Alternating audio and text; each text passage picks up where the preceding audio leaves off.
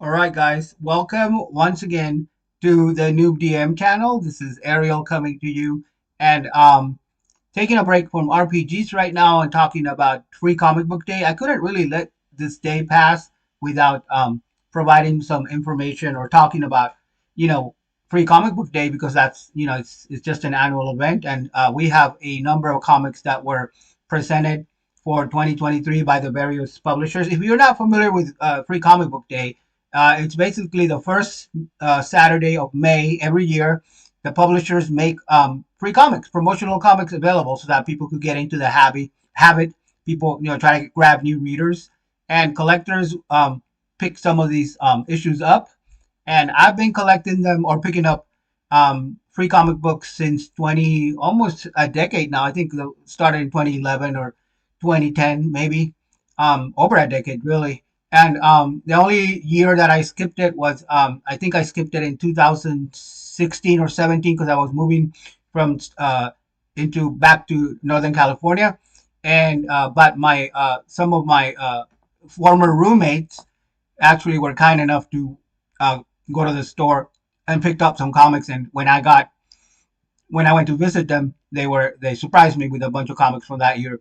And then the other year that I missed it was last year because this time last year I came down with COVID for a weekend, Mother's Day weekend, and it really ticked me off because I had a lot of plans and they were all I had to spend the whole weekend in bed. I couldn't make the trip, so I missed out on the free comics last year. But I'm back, and this year I'm healthy, and I was able to make my way down to the local comic book store and grab some comics. So we're gonna take a look. What I thought would be fun to do was because I have such a large collection of them now, and I haven't even read through some of the old ones that I picked up years ago, dating back to like 2017 or so.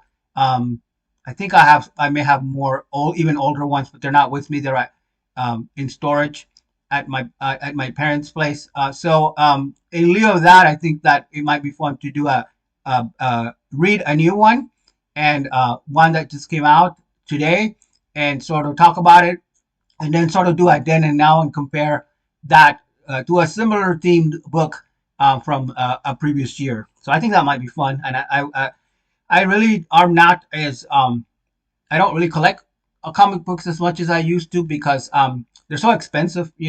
One thing I think I stopped collecting them around 20 around I don't know 2014 or so, maybe even earlier, because I couldn't justify the cost of these things are were astronomical. Where like a Batman book will cost you $5, and it's insane. The artwork is great, but if you pick up three or four of them, that's $20, and that's like a tank of gas or maybe half a tank. So I couldn't really justify the cost.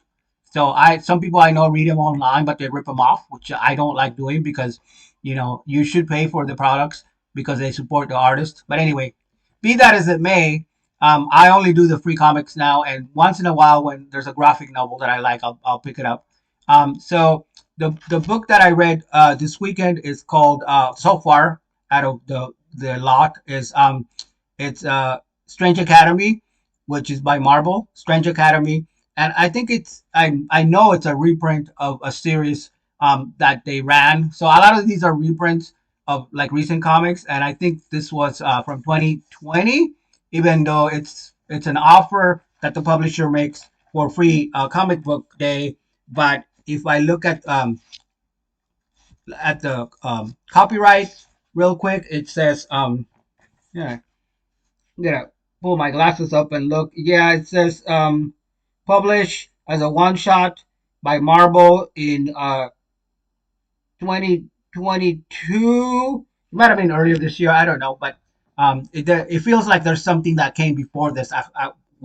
Before I read this. So let's talk about Strange Academy by Marvel for Free Comic Book Day 2023. Okay, guys, here we see a an article with an image from this is from comicsbeat.com, and it's by Strange Academy #1, which I found out they had a director's cut, but it came out um in 2020, and uh, that's the full Strange Academy #1 director's cut extra, which is not what I got. The cover looks a lot different because it's a reprint um, at the comic book shop. And basically, Strange Academies, from what I gathered. Oh, by the way, it's got artwork by uh, Humberto Ramos and Edgar. Well, it was written by Scotty Young, and the artists are Humberto Ramos.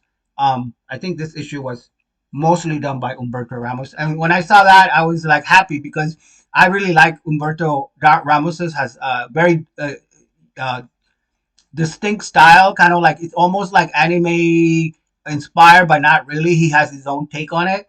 And if you've ever read like Spectacular Spider-Man or some of the other titles he's worked for in the past, then you know what I'm talking about. That he has he's like one of these guys like John Romita Jr., where you can always tell it's him doing the artwork. So what is this book about? This book it reminds me a lot of X-Men, something like X-Men First Class, where or X-Men in general, because it's kind of like the same concept. It's like there's a Doctor Strange has an academy for like young sorcerers, and they train. Actually, reading straight from the intro, it says, "Welcome to Strange Academy, where the best and brightest young sorcerers are trained by the greatest magic users in the realm, all of which are gathered by the Sorcerer Supreme, Dr. Stephen Strange. The students, ranging from humans to Asgardians, um, hailing from other world to the dark dimension, have been paired in their dorms and experienced their first day of classes already. So this story picks up already. They already got to this academy, Magic Academy. So it's basically just like X-Men, similar concept, except instead of instead of mutants, they are training to be sorcerers, and training to see if they can pick up the powers. And it's not really explained in this comic. Like it explains in New Orleans, so they're already at the academy, which is in New Orleans. But it's not really explained why they're allowed to train for this. Like it's like the first panel is the teacher or guru or whatever you want to call him, and he says uh, there is the world that one sees with one's eyes, but with the magic sight granted by the eye of Agamotto, one will begin to see the ties between our world and the many beyond. This was once reserved only for the Sorcerer Supreme, but we have decided to permit limited access to you, meaning the students of limited access to you, the students of Strange Academy. And let's begin. So they do like a whole training. It opens with a training exercise where they're trying to see if they can get this power, but it's never really explained why they decided to open up the power. Because if you watch the Marvel MCU movies, maybe it's explained in another comic that came before this one. Because as I said, this feels more like a continuation of the story.